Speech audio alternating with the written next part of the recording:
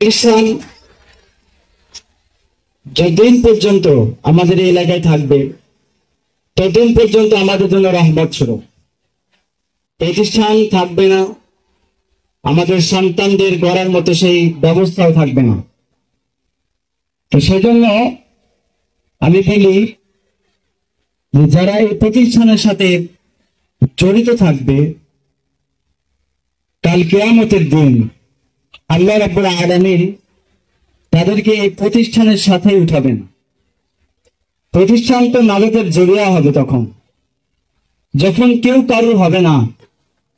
বাবা তার সন্তানকে চিনবে না, সন্তান তার বাবাকে নয়, মা তার সন্তানকে নয়, সন্তান তার মাকে চিনবে না। এমন বিভীষিকাময় কঠিন মুহূর্তে